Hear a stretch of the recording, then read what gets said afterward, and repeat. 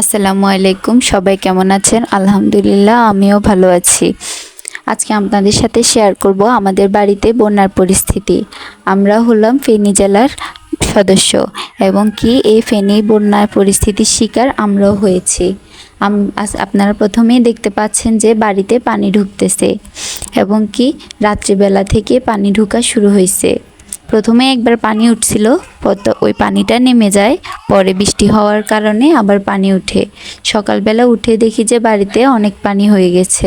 পরে আব্বু দেখতেছি যে মাছ ধরতেছে, জাল মারতেছে, কিন্তু মাছ পায় নাই, এমনিতেই জাল মারতেছে। আমার জীবনে দেখা এটা ছিল আমার প্রথম বন্যা। আমি কখনোই বন্যা দেখি নাই। দেখেছি আশেপাশে, নিজের এলাকায়ও দেখেছি, কিন্তু বাড়িতে কখনো উঠে নাই। কিন্তু জীবনের প্রথমবারই যে এতটা ভয়াবহ হবে কখনো ভাবতেই পারি নাই। প্রথমে তো খুশি হয়ে গেছি যে বাড়িতে পানি উঠতেছে, একটু দেখব, পানি তো আবার নেমে যায়, কিন্তু এই পানি যে আমাদেরকে এতটা বিপদের মুখে ফেলবে আমরা কখনোই ভাবতে পারি নাই। দেখুন যে আমাদের পুকুরটা একদম ডুবে ফেলছে, আমাদের সব মাছ চলে গেছে, আমাদের অনেকগুলা মাছ চলে যায় এবং কি আমাদের ঘর বাড়িতে অনেক ক্ষতি হয়, ঘর পর্যন্ত পানি চলে যায়। দেখতেই পাবেন যে পানি আস্তে আস্তে কিন্তু অনেকটা বেড়ে যায়। পানি বেড়ে যাওয়ার কারণেই আমরা পরে বাড়িতেও থাকতে পারি না, আমরা বাড়ি ছেড়ে আশ্রয়কেন্দ্রে আশ্রয় নিই এবং কি এই আশ্রয়কেন্দ্রে আশ্রয় নেওয়ার জন্য আমাদেরকে সাহায্য করেছে আমাদের গ্রামের মানুষ। গ্রামের মানুষ সাহায্য না করলে কখনোই এটা আমাদেরকে যাওয়া সম্ভব হতো না কোথাও উঁচু স্থানে বা আশ্রয়স্থলে। আসলে প্রত্যেকটা গ্রামে উচিত মানুষ মানুষের পাশে দাঁড়ানো বিপদের সময়। দেখুন পানির স্রোতটা কেমন।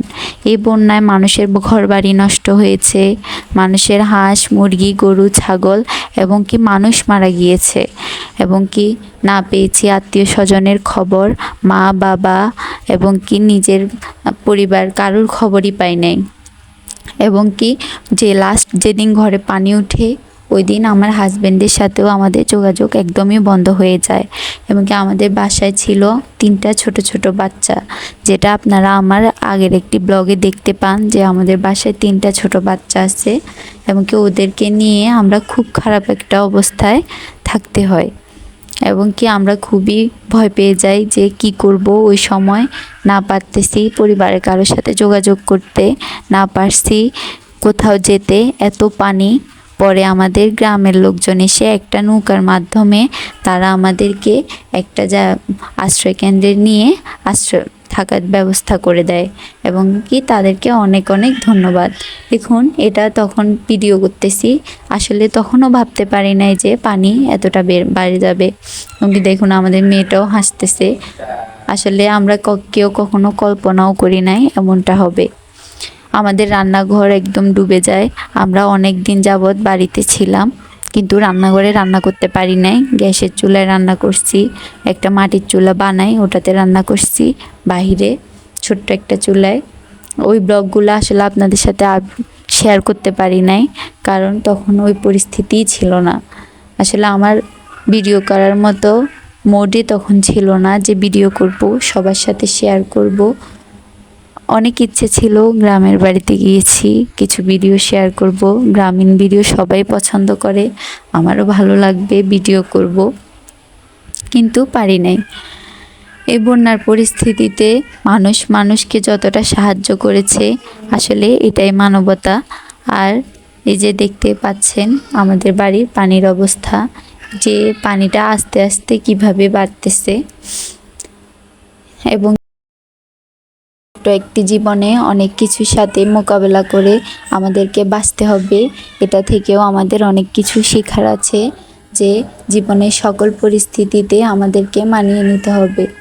তারপরে এই যে পানিগুলা দেখতেছেন, দেখতে যেমনটা মনে হচ্ছে তখন তার চেয়ে বেশি ভয়ানক ছিল। অনেক সাপ ঘরে উঠতে চাইতেছে, আমরা দরজা বন্ধ করে ফেলি, এরকম দৃশ্য জীবনেও দেখি নাই। এই যে আমাদের বাড়িতে আরেকটা ঘর, এটা তো একদমই নষ্ট হয়ে যায়। এই যে দেখুন দেখতে দেখতে একদম আমাদের সিঁড়ি পর্যন্ত পানি উঠে যায়। মানে পরে তো পানি যখন ঘরে উঠে তখন এত তাড়াতাড়ি ঘরে পানি উঠে, যেটা মানে দেখে আমরা খুবই ভয় পাই যাই। এখন তো ঘরে ওঠার সাথে সাথেই আমরা ঘর থেকে বেরিয়ে যাই, কারণ যেহেতু ছোট বাচ্চা আছে, সাপ অনেক কিছুই ভয় কাজ করতেছে। যদি কোনো বিপদে পড়িয়ে পানির মাধ্যমে ঘরে থাকা একদমই উচিত হবে না, এবং কি সবাই এটাও বোঝা উচিত যে বন্যার এই পরিস্থিতিতে ঘরে পানি উঠলে তখন নিজেদেরকে বাঁচিয়ে নিতে হবে। আর এই দিক দিয়ে এটা আমার হাজবেন্ড করছে ভিডিওটা।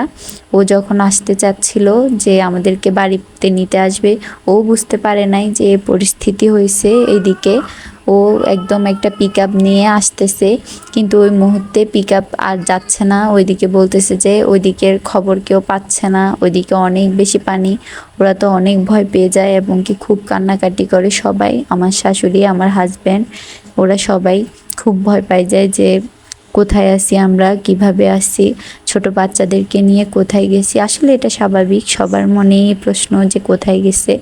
এবং কি আমার মাও খুব কান্নাকাটি করে, আমার কেউ কারো খবর পায় না। এটা আসলে খুবই দুঃখজনক যে এইরকম একটা পরিস্থিতি আমাদের জন্য ৩-৪ দিন পর্যন্ত দেখতে হয়েছে।